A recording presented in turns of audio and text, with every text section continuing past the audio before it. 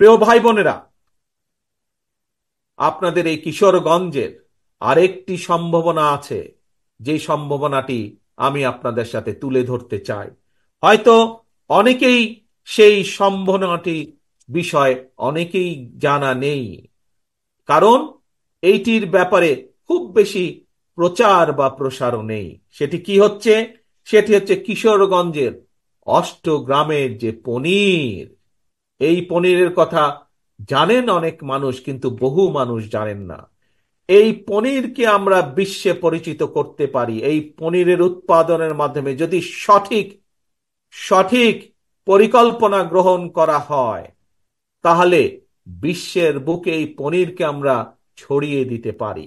এবং বিশ্বের বুকে ছড়িয়ে দিয়ে যেমন আমরা সুনাম অর্জন করতে পারি শুধু পনির ছড়িয়ে দেওয়ার মাধ্যমে, সবচেয়ে বড় যে বিষয়টি অর্জিত হবে এর মাধ্যমে, বহু ভাই বোনের কর্মসংস্থানের ব্যবস্থা করতে আমরা সক্ষম হব। প্রিয় ভাই বোনেরা, আমি আগেই বলেছি, বাংলাদেশ জাতীয়তাবাদী দল বিএনপির প্রধান যেই লক্ষ্য, একটি হচ্ছে জনগণের জনগণের রাজনৈতিক অধিকার প্রতিষ্ঠার সংগ্রাম।